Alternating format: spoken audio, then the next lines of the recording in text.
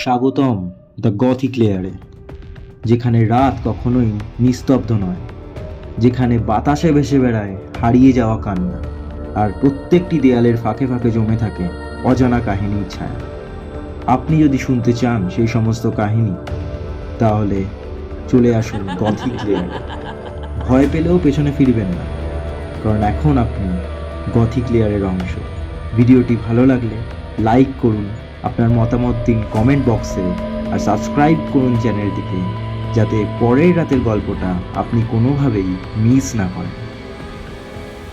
শুরু হচ্ছে আজকের গল্প, the summer of vanishing smiles, গড়লপুরের রহস্য। কলকাতা থেকে প্রায় 150 কিলোমিটার দূরে নদিয়া জেলার গ্রাম গড়লপুর। সরু কাঁচা রাস্তা, দুপাশে ধান ক্ষেত, আর তার মাঝে এক চিরপরিচিত শান্তি।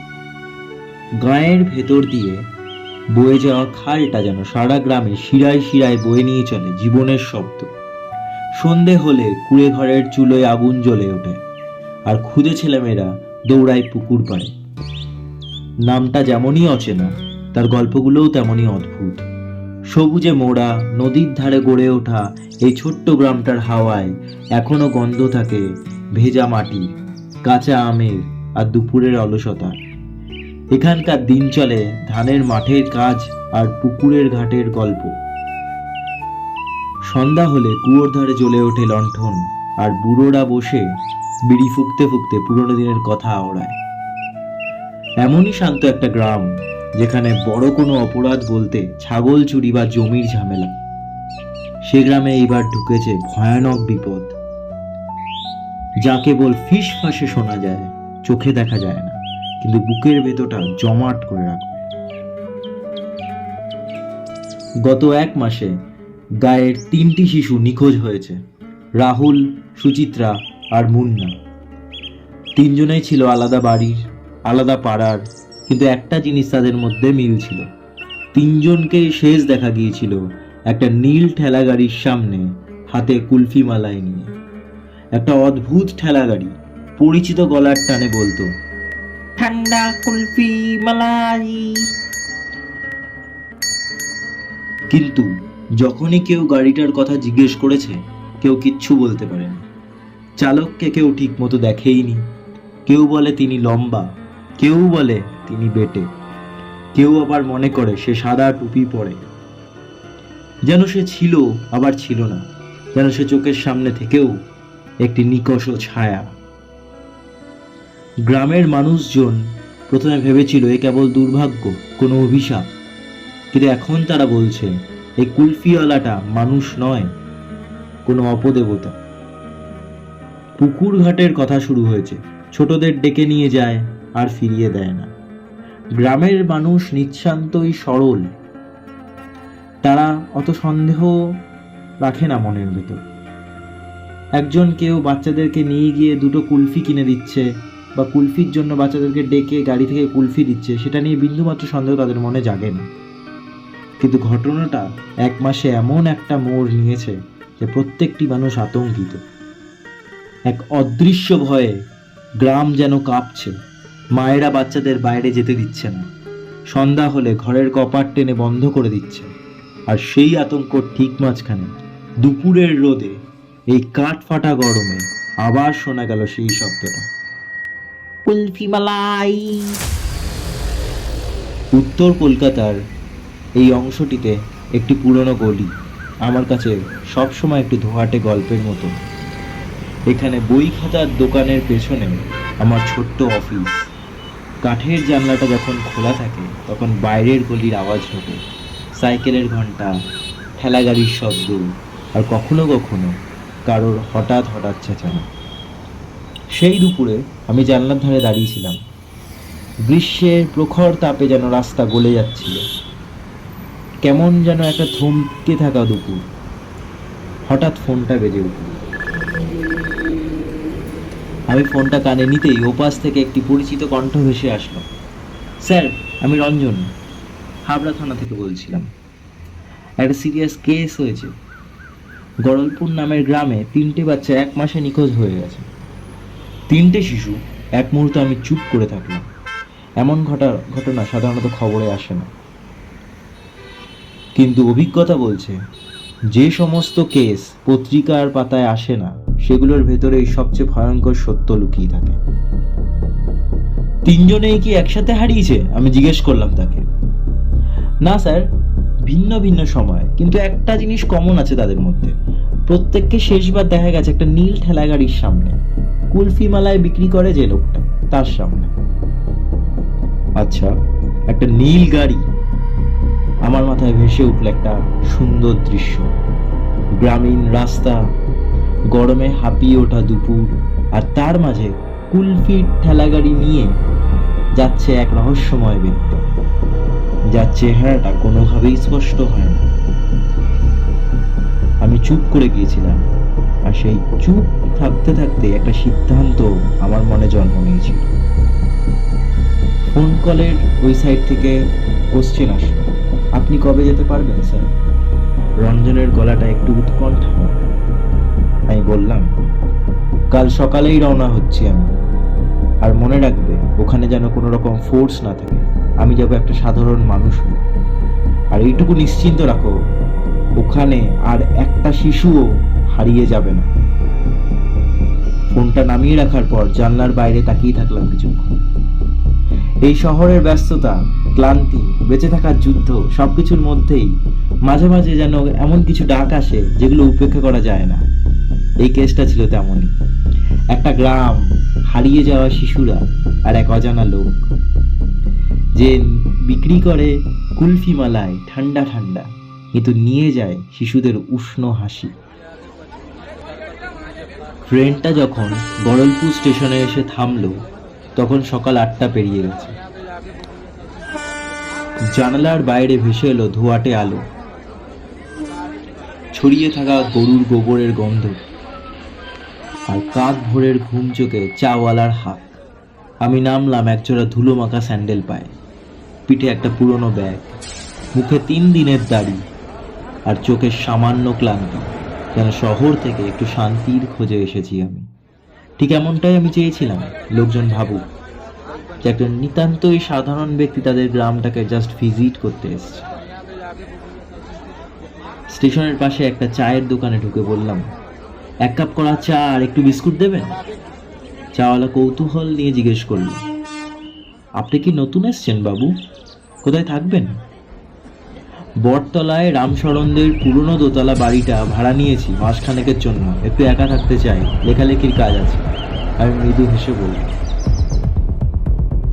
সত্যি বলতে কি, আমি এখানে এসেছি একটি ছায়াকে খুঁজতে, একটি ঠান্ডা মিষ্টি কণ্ঠস্বরকে ধরা দিতে।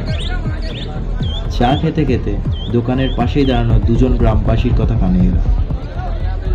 কাল রাতেও নাকি দক্ষিণ পাড়ায় ঘন্টা শোনা গেছে। আবার কি একটা তবে বাচ্চা হারালো? বাচ্চাগুলো কেন যাচ্ছে বুঝতে পারিস? কেউ যেন ডাকছে, মায়ের চোখের সামনেই যেন কোথায় মিলিয়ে যাচ্ছে। আমি মুখ ফিরিয়ে চুপচাপ চায়ে চুমুক দিলাম। তাদের চোখে যেন একটা ছায়া, মুখে একটা অদৃশ্য দাগ, ভয় আর ক্লান্তি। গ্রামে ঢুকতে একটা অদ্ভুত অনুভূতি হলো। খোলা উঠোনে ছায়া পড়ে আছে, কিন্তু ছেলেমেয়েরা নেই। স্কুল ফাঁকা, খেলার মাঠ নিস্তব্ধ। জায়গাটা যেন এক সময় প্রাণে ভরপুর ছিল, কিন্তু এখন নিঃশব্দতে ভরা। রাস্তায় হাঁটতে হাঁটতে একজন বৃদ্ধার সঙ্গে দেখা হলো। তিনি বললেন, আপনি কি শহর থেকে এসছেন শান্তি খুঁজতে? কুলফির ঠেলাটা যদি দেখেন, সোজা ফিরে যান বাবা। আমি কেবল হেসে মাথা নাড়লাম। ভেতরে ভেতরে বুঝতে পারছিলাম এই গ্রামে কিছু একটা এমন আছে যা চোখে দেখা যায় না, কিন্তু মন কুঁচকে দেয়। সন্ধ্যাবেলায় আমি আমার ঘরের জানালা দিয়ে দেখলাম গ্রামের ছোট্ট গলিগুলো নিস্তব্ধ হয়ে পড়েছে। কুকুরগুলো পর্যন্ত এক জায়গায় চুপ করে বসে আছে। শুধু একটা শব্দ বাতাসে ভেসে বেড়াচ্ছে, কুলফি মালাই, ঠান্ডা ঠান্ডা কুলফি মালাই। সন্ধ্যা নামতে শুরু করেছে এবং গ্রামের এক কোণে ভেসে উঠেছে এক অদ্ভুত নিস্তব্ধতা। প্রতিটি বাচ্চার নিখোঁজ হওয়া এটা শুধু একটি নিছক দুর্ঘটনা হতে পারে না, কিছু একটা লুকানো আছে এখানে। আমি জানি এবং আমি বুঝতে পারছি যে গ্রামবাসীরাও তা জানে, কিন্তু কেউ কিছু বলতে চাইছে না। তাদের মুখে এক ধরনের অদ্ভুত অস্বস্তি এবং আতঙ্ক লেগে রয়েছে, যেন কিছুটি বলার সাহস তারা হারিয়েছে। এই ঘন গভীর বিপদ তাদের থেকে সেই সাহস কেড়ে নিয়েছে। সেই দিন আমি একা বেরিয়েছিলাম গ্রামে, সন্ধ্যার দিকেই। বাড়ির জানালা দিয়ে চেয়ে দেখেছিলাম যে ছোট্ট ছোট্ট বাচ্চারা বাইরের দিকে তাকিয়ে আছে। তাদের বাইরে বেরোনো নিষেধ, তাদের বাইরের থেকে কুলফি খাওয়া নিষেধ। মনমরা হয়ে জানলার গড়ার ধরে তারা দাঁড়িয়ে আছে। এরমভাবে কিছু দূর যেতে যেতে আমি দেখলাম যে আমার সামনে এসে দাঁড়ালো একটি পুরনো ঠেলা গাড়ি। তার মধ্যে চকচকে বরফে মোড়ানো কুলফি মালাই রাখা, একদম তাজা, হালকা নীল রঙের। কোথা থেকে হঠাৎ যেন একটা ঘন্টা ধ্বনি ভেসে এলো আমার কানে, খুব মৃদু, অদ্ভুত, যেন সেই ঘন্টার শব্দ শূন্যতা ভেদ করে আমার কানে পৌঁছাচ্ছিল। আমি চমকে দাঁড়ালাম, এটা কোথা থেকে আসছে? গা ছমছম করা পরিবেশ। এক মুহূর্তের জন্য মনে হলো আমি কাউকে দেখলাম। ঠিক তখনই আমার সামনে এসে দাঁড়ালো সেই কুলফি বিক্রেতা। প্রথম দেখাতেই কেমন যেন পরিচিত লাগছিল তার মুখ, তবে কেন যেন তা মনে করতে পারলাম না। তিনি হাসলেন, তিনি আমাকে একটা কুলফি মালাই সাধলেন, কিন্তু আমি বললাম না। আমি তবুও তার দিকে এগিয়ে গেলাম, যদিও আমার কোনো ইচ্ছা ছিল না কুলফি খাওয়ার, কিন্তু কিছু একটা আমাকে টেনে নিয়ে যাচ্ছিল। সে আমাকে বলল, একটা কুলফি দেবো? তার মুখে একটা অদ্ভুত হাসি ছিল, শান্ত, সরল। আমি তাকে বললাম, না ধন্যবাদ। কিন্তু চোখের সামনে কিছু একটা ঝাপসা যেন মনে পড়ে গেল। এই লোকটার চোখে কোনো এক রহস্য ছিল, কিন্তু কিছু একটা তো আমি মিস করে যাচ্ছিলাম। আমি ধরতে পারছিলাম না সেই রহস্যটা। তাকে আরো ভালোভাবে দেখলাম। তার মুখের আড়ালে যেন গোপন কোনো পরিকল্পনা ছিল, কিছু সাংঘাতিক, কিছু ভয়ানক। সে যখন চলে গেল, আমি তখন চুপচাপ দাঁড়িয়ে রইলাম ওখানে। গ্রামের সবার মধ্যে একটা অনুভূতি ভেসে আসছিল, যেন তারা জানে যে এখানেই কিছু গন্ডগোল হচ্ছে, কিছু একটা ভুল হচ্ছে, কিন্তু তারা ভয় পাচ্ছে, তারা কিছু বলতে পারছে না। তো যাই হোক, সেদিনকার মতন আমি বটতলা রোডে আমার ওই আশ্রয়দানকারী বাড়িতে ফিরে আসলাম। সন্ধ্যাবেলার আলোয় গ্রামটা যেন একেবারে সোনালি স্বপ্নের মতন হয়ে যায়। নরম আলো এসে পড়ে জলা জমিতে, পুকুরের জল চকচক করে ওঠে, আর গাছের পাতায় হাওয়ার মৃদু শব্দ বাজে যেন মৃদু বাঁশির মতো। আমি সেদিনকে গ্রামের একটা পুকুর পাড়ে বসেছিলাম, একটা পুরনো পাথরের ঘাট। এক কাপ কাঁসার চায়ের সাথে মিশিয়ে নিচ্ছিলাম কিছুটা নীরবতা। এই নীরবতা আমাকে অনেক কিছু বলে দেয়, অনেক ক্ষেত্রে সাহায্য করে। এবং আমি জানি কোনো এক অন্ধকার এই গ্রামে ঢুকে পড়েছে, কিন্তু সেটাকে খুঁজে পেতে হলে আমাকে ঠিক এইভাবে সময়ের সঙ্গে তাল মিলিয়ে চলতে হবে। পুকুরের জলে কয়েকটা ছেলে মেয়ে খেলছিল, হাঁটু সমান পানিতে ওদের হাসি, ওদের ওই শব্দগুলো এত নিষ্পাপ যেন মনে হয় যে তাদের জীবনে কখনো কোনো দুঃখ ছোঁয়েইনি, কখনো কোনো বিষাদ তাদের গণ্ডির ভেতরে আসতেই পারেনি। ঠিক তখনই তাদের মধ্যে একটি ছেলে, বয়স 9 কি 10, আমার দিকে এগিয়ে এলো। পরনে একটা ছেঁড়া হাফ প্যান্ট, গায়ে ময়লা গেঞ্জি, কিন্তু চোখ দুটো একদম আলাদা, তীক্ষ্ণ, কৌতূহল ভরা। আপনি নতুন এসছেন না?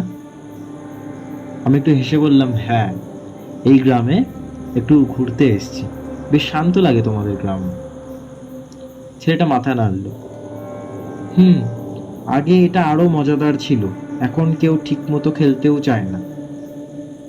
আমি জিজ্ঞেস করলাম তাকে, কেন? এখন কেন কেউ খেলতে চায় না? ছেলেটা ঘাড় নিচু করে একটু চুপ করে রইল, তারপর বলল, আমার 2 বন্ধু ছিল, তাদের অনেক আগে কুলফি খেতে দেখেছিলাম একটা ঠেলা গাড়ির সামনে, তারপর তারা আর আসেনি। আমার মা বলে তারা অন্য জায়গায় চলে গেছে, কিন্তু আমি জানি তারা কোথাও যায়নি। আমি ভেতরে ভেতরে চমকে উঠলাম তার এই কথাগুলো শুনে, কিন্তু মুখে কোনো রকম অভিব্যক্তি দেখালাম না। আমি তাকে বললাম যে, তুমি কি সেই কুলফিওয়ালাকে দেখেছো? ছেলেটা ধীরে ধীরে মাথা নাড়ল আর বলল, সে দুপুরে আসে না, সে আসে ঠিক সূর্য ডোবার সময়।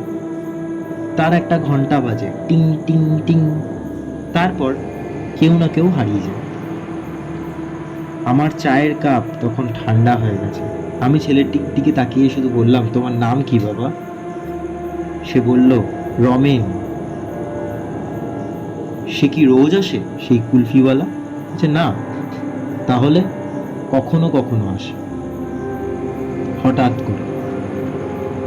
আমি তারপর তাকে বললাম, তুমি খুব সাহসী রমেন। সে একটু লজ্জা পেল, তারপর দৌড়ে চলে গেল আবার পুকুরের জলে খেলতে। কিন্তু তার কথাগুলো আমার মনে রয়েই গেল। সন্ধ্যা তখন নামছে। আকাশটা কমলা আর ধূসরের মিশ্রণে এক অদ্ভুত মায়াবী রং নিয়েছে। পুকুর পাড়ের সেই চিরপরিচিত ঘাটে আমি বসেছিলাম, চোখ রেখে দিয়েছিলাম গ্রামের পথে। ঠিক তখনই হঠাৎ ভেসে আসলো সেই ঘন্টার শব্দ। সঙ্গে সঙ্গে আমার ভুরু কুঁচকে গেল। এই যে সেই শব্দ যার কথা আমাকে রমেন বলেছিল। চোখ ফেরাতেই দেখলাম ধুলোমাখা পথ ধরে আসছেন একজন মানুষ। হাতে একটা লাল কাপড়ে মোড়া মাটির হান্ডি। ঠেলাগাড়িটি সেদিন ছিল না। পিঠে কাপড়ের ঝোলা, মুখে হালকা হাসি, গায়ে ধূসর সাদা পাঞ্জাবি, মাথায় গামছা, আরেকটা হাতে মোটা বাঁশি, কিন্তু সেটা বাজায় না, শুধু ঘন্টার আওয়াজটাই যথেষ্ট। লোকটা রাস্তার ধারে দাঁড়িয়ে আলতো গলায় ডাকতে থাকলো, কুলফি মালাই বলে। আমি দূর থেকে তাকিয়ে রইলাম। সে আমার পাশ দিয়ে চলে গেল। আমাদের চোখ একবারের জন্য একটু আটকাল। তার চোখে কোনো আবেগ নেই, বরং অদ্ভুত ঠান্ডা শূন্য দৃষ্টি সেখানে বিরাজমান। সেই মুহূর্তে আমার ভেতর দিয়ে একটা ঠান্ডা হাওয়া বয়ে গেল। আমার অভিজ্ঞতা বলছে এই লোকটা স্বাভাবিক কিছু নয়, কিন্তু আমি কিছু বললাম না। এখনই নয়। এই প্রথম দেখা, প্রথম সাড়া, যুদ্ধ শুরু হলো। সে চলে গেল রাস্তা ধরে, এক হাতে হান্ডি, আরেক হাতে সেই পুরনো বাঁশির মতো দেখতে ঘন্টা। আমি অপেক্ষা করলাম। ছেলেপিলেগুলো দূর থেকে তাকিয়েছিল, কিন্তু কেউ তার দিকে এগিয়ে এলো না। অদ্ভুত, সে কুলফি বিক্রি করতে এলো, অথচ একটা শিশুও কিনল না। তবু তার মুখে হাসি। এই হাসি আর শান্ত ভঙ্গিটা আমায় অস্থির করে তুলছিল। আমি নীরবে উঠে পড়লাম, জুতোটা হাতে নিলাম। ধীর পায়ে চলা শিখেছি আমি বহু যুগ আগে। রাস্তার বাঁকে ঘুরে সে ঢুকলো গ্রামের একটি পরিত্যক্ত কোণে, যেখানে কেউ সাধারণত যায় না। সেই রাস্তা দিয়ে সে এগিয়ে চলল বাঁশবনের দিকে। সেখান থেকে বাঁশবন পেরিয়ে এক পুরনো পোড়ো বাড়ির দিকে। আমি গাছের আড়াল ধরে ছায়ার মতো এগোচ্ছি, প্রতিটি ধাপ হিসেব করে রাখছি যেন কোনো শব্দ না হয়। সে থামলো। চারপাশটা নিরিবিলি, শুধু পাখির ডাকে বিকেলের রেশ। তারপর সে চারপাশ দেখে নিশ্চিত হয়ে বাড়িটার ভাঙা দরজাটা ঠেলে ঢুকে পড়ল। আমার বুকের ভেতরটা একটু কেঁপে উঠল। আমি জানি এই পুরো বাড়িটা গ্রামবাসীরা অভিশপ্ত বলে এড়িয়ে চলে। এখানেই কি লুকিয়ে রয়েছে সেই গোপন রহস্য? নিখোঁজ শিশুরা, নাকি এটা শুধু একটা ফাঁদ? আমি দরজার ঠিক পাশে ছায়ায় একটি ঝোপের আড়ালে দাঁড়িয়ে থাকলাম কিছুক্ষণ, কান পেতে। ভেতর থেকে ভেসে এলো একটা ধাতব তালার শব্দ, তারপর নীরবতা। আমি জানি এখন অপেক্ষা করতে হবে। পুরো বাড়িতে ঢোকার প্রায় আধ ঘন্টা পর সে আবার বেরিয়ে। হান্ডি নেই, ঘন্টা নেই হাতে, বরং পরনে সেই চাওয়ালার জামা, ঝোলা কাঁধে, হাতে মাটির কাপ। আমার বুকটা কেঁপে উঠল। এই যে সেই গল্প স্টেশনের চাওয়ালা, যেখান থেকে নিখোঁজ হয়েছিল প্রথম শিশু তন্ময়। সেই স্টেশন যেখানে আমি নিজে দাঁড়িয়ে একদিন চা খেতে খেতে খেয়াল করেছিলাম এই লোকটার নজর। এখন সব স্পষ্ট। দিনে চাওয়ালা, রাতে কুলফিওয়ালা, এ যেন দুই মুখোশে এক ভয়ঙ্কর মানুষ। কিন্তু আমি তখনও চুপ, কারণ এই খেলায় শেষ চালে যেতে হবে। লোকটা চলে গেল, একবারও সে পেছনে তাকালো না। আমি দাঁড়িয়ে রইলাম। অপেক্ষা করলাম তার যাওয়া পর্যন্ত। তারপর আমি ধীরে ধীরে এগিয়ে এলাম সেই পুরো বাড়িটার দিকে। দরজাটা ছিল খোলা, সামনে পড়লো ভাঙাচোরা মেঝে, ছিঁড়ে যাওয়া কিছু ছাদ আর কয়েকটা পুরনো কাঠের বাক্স। চোখটা আমার অলরেডি অভ্যস্ত হয়ে গিয়েছিল অন্ধকারে। আমি টর্চ জ্বালালাম না, ব্যবহার করলাম আমার নকশা কাটা ছোট ইনফ্রারেড লাইট। ভেতরটা নীরব, অথচ অদ্ভুতভাবে থমথম। একটা ঘরের কোণে পড়ে আছে একটা ছোট্ট ছেলের জুতো, ধুলো মাখা কিন্তু মোটেই পুরনো নয়। আরেকটি জায়গায় পেলাম একটি ছোট্ট পেন্সিল বক্স, একটা জায়গায় পেলাম একটি স্কুল ব্যাগ। আরো কিছুটা এগিয়ে গিয়ে আমি খুঁজে পেলাম কিছু বিস্ময়কর জিনিস, একটা রক্ত মাখা রুমাল, ছিঁড়ে যাওয়া স্কুল ব্যাগের ফিতে, দেয়ালের পাশে রাখা একটা পুরনো কাঠের বাক্স যার ভেতরে আছে ছোট ছোট খেলনা গাড়ি, মার্বেল আর কিছু শিশুর জামা। এইসব জিনিসগুলো চিৎকার করে বলছে এখানে কেউ ছিল, আর তাদের আসা স্বাভাবিক ছিল না। হঠাৎ আমার চোখ পড়লো একটা খুঁটির গায়ে আঁকা একটা চিহ্নের দিকে, লাল রঙের আঁকা, ইংরেজিতে লেখা কিছু। আমি সামনে গেলাম এবং পড়লাম, লেখা আছে শিপমেন্ট ওকে G.N। শিপমেন্ট? এটা কি পাচার হচ্ছে এমন কোনো সংকেত? আমি সব প্রমাণ একে একে গুছিয়ে তুললাম, ফটো তুললাম, কিছু কাগজ নিয়ে এলাম। এই বাড়িটা ছিল ট্রানজিট পয়েন্ট, যতটা যা বুঝলাম। এখানেই এনে রাখা হতো শিশুদের, তারপর তাদের নিয়ে যাওয়া হতো কোথাও অন্য আরেকটি জায়গায়। আমি জানি এই খেলাটা বড়, আর এই খেলোয়াড়রা অন্য কোনো শহরেই ছিল, হয়তো কলকাতা। আমি বাড়িটি ছেড়ে বেরিয়ে এলাম। সন্ধে তখন পুরোপুরি ঘনীভূত হয়ে গেছে। আমার চোখে এখন আগুন, কারণ আমি সত্যের ছায়া দেখে ফেলেছি। পরদিন দুপুরে গড়লপুর স্টেশন তার চিরচেনা ব্যস্ততায় মগ্ন। লোকটা দাঁড়িয়ে আছে, চা বানাচ্ছে, মুখে সেই শান্ত হাসি। কেউ জানে না সে হাসির পেছনে কত শিশুর কান্না চাপা পড়ে গেছে। হঠাৎ, তোমার খেলা শেষ, এখন পালানোর কোনো পথ নেই, আমার গলা গর্জে উঠল। চারিদিক থেকে বেরিয়ে এলো আমাদের ফোর্স। আমি সামনে এগিয়ে গেলাম, চোখে চোখ। সে বুঝে গেল যে আমি সেই গ্রাম থেকে আসা লোকটাই। পালানোর চেষ্টা করেছিল, কিন্তু অবশ্যই সে ব্যর্থ হলো, কারণ চারিদিক থেকে আমরা তাকে ঘিরে নিয়েছিলাম। কিছু গ্রামবাসী সেখানে এসে জড়ো হলো, সবাই চারপাশে ভিড় করে দাঁড়িয়ে দেখতে থাকলো নাটক। আমাকে সে আক্রমণ করতে আসলো, কিন্তু আমার পিস্তলের বারটা দিয়ে দিলাম তার মাথায় একটা বাড়ি। সে কেঁপে উঠলো, সে চিৎকার করে উঠলো আর বলল যে সে শুধু পৌঁছে দিত, সে বাচ্চাদের দিত কলকাতার একটা এনজিওতে। তার কাজ ছিল শুধু চালান করা, আর কিচ্ছু নয়। আমি চুপ করে রইলাম। তাকে নিয়ে গেলাম এনকোয়ারি রুমে। ওখানে গিয়ে পুছতাছ করার পরে আমি জানতে পারলাম যে সেই এনজিওটির নাম হলো নবজন্ম এনজিও। সেদিনকে রাত্রে গড়লপুর থেকে কলকাতায় ফিরলাম। তখন প্রায় ভোর রাত, আকাশে তখনও সূর্যের আলো ফোটেনি, কিন্তু আমার মাথায় আগুন জ্বলছিল। এই চক্রটা ভেঙে না ফেলা পর্যন্ত ঘুমানো চলবে না। সেই এনজিওটার নাম কি ছিল? নবজন্ম ফাউন্ডেশন। বহিরঙ্গে সমাজসেবার মুখোশ, আর ভেতরে শিশু পাচারের আধার। ঘরে ঢুকেই আমি নিজের ল্যাপটপটা খুললাম। সবাই জানে যে আমি একজন ডিটেকটিভ, কিন্তু কেউ এটি জানে না যে আমার একটা গোপন পরিচয় আছে। আমি একজন cyber crime specialist, specialization in hacking, IIT Bangalore. হ্যাঁ, আমার অতীত জীবন ছিল ভিন্ন। সেখানে আমি শিখেছিলাম কিভাবে কোডের মাধ্যমে পৃথিবীর অদৃশ্য দরজাগুলোকে খুলে ফেলা যায়, আর সেই জ্ঞানই হবে আমার অস্ত্র। আমি সোজা হ্যাক করলাম নবজন্ম ফাউন্ডেশনের সার্ভার। তাদের সিকিউর ফোল্ডারের ভেতরে যা পেলাম তাতে গা শিউরে উঠলো আমার। শিশুদের তালিকা, নামের বদলে কোড, যেমন GP06, GP14 etcetera etcetera. Adoption details, নামে আসলে বিদেশে পাচারের টিম। পেমেন্ট লিস্ট, মাসে 7 থেকে 8টা শিশুর বিনিময়ে হাজার হাজার ডলার। রাস্তায় কুকুররা চিৎকার করছিল, যেন আমাকে তারা বলছিল যে এই নবজন্ম ফাউন্ডেশনের পর্দা ফাঁস করে দিতে। এদের মধ্যে সবচেয়ে ভয়ঙ্কর ছিল জুরিক, আমস্টারডাম আর কায়রো। এইসব লোকেশন ছিল ট্রানজিট হিসেবে চিহ্নিত, তার মানে আন্তর্জাতিক ক্রিমিনালের। শিউরে উঠলাম। এই হচ্ছে আধুনিক দাস ব্যবস্থা, সাদা পোশাক।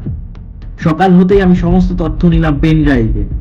এরপরে আর গোপনে নয়, এবার প্রকাশ্যে। আমি সোজা গেলাম থানায়। সেখান থেকে কাজ সেরে সন্ধ্যা ঠিক 7:15 পৌঁছে গেলাম নবজন্ম ফাউন্ডেশনের অফিসে, সঙ্গে পুলিশের একটা টিম। আমি ভেতরে ঢুকে অফিস ম্যানেজারকে সরাসরি বললাম, সায়ন্তন সাহা, ইনভেস্টিগেটিভ ব্রাঞ্চ। তার চোখের সঙ্গে সঙ্গে ঝলকে উঠলো আতঙ্ক। সে কিছু বলতে যাচ্ছিল, কিন্তু আমি থামিয়ে দিলাম। আমার সার্ভারে যা পেয়েছিলাম আমি, সেটা প্রিন্ট আউট তার চোখের সামনে ছুঁড়ে দিলাম এবং বললাম, আপনাদের নবজন্ম আজ থেকে থেমে যাচ্ছে, কারণ নতুন সূর্য উঠে এসেছে সত্যের আলোয়। অভ্যন্তর থেকে উদ্ধার হলো শিশু পাচারের চুক্তিপত্র, অর্থ লেনদেনের রেকর্ড আর বিদেশি ক্লায়েন্টদের সঙ্গে ভিডিও চ্যাটের ফুটেজ। সেই রাতেই 3 বিদেশি নাগরিক সহ 8 জনকে গ্রেপ্তার করা হলো। তাদের বিরুদ্ধে মানব পাচার, শিশু অধিকার লঙ্ঘন এবং জালিয়াতির কেসে তাদেরকে গ্রেপ্তার করানো হলো। ফাউন্ডেশন সিল করে দেওয়া হলো। মিডিয়া তোলপাড় করে দিল খবরটা। উদ্ধার হলো অনেক শিশু, তাদের মুখের ফুটফুটে হাসি আতঙ্কে রূপান্তরিত হয়েছিল। যাই হোক, কেস মিটল। রাত তখন গভীর। আমি বাড়ি ফিরেছি। রাস্তায় হেডলাইটের আলো ছুটে যাচ্ছে সামনের অন্ধকারের দিকে। আজ আর সেই গ্রামের শিশুগুলোর কান্না আমার কানে বাজবে না। আজ ওরা ঘরে ফিরছে। তাদের ঘরে হবে উৎসব। হাসি ফেটে পড়বে তাদের মা বাবার মুখ থেকে।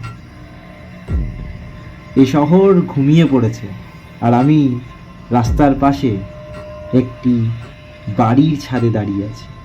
এক কাপ ব্ল্যাক কফিতে চুমুক দিচ্ছি। মনে মনে বললাম, সবাই ভাবে গোয়েন্দা মানে বন্দুক আর চোখের খেলা, কিন্তু আজকের যুগে একটা কোডও অনেক বড় অস্ত্র। আর এই শহরের অন্ধকারই আমার খেলার মাঠ। দ্য এন্ড ইতি। মাইসেলফ, সায়ন্তন সাহা।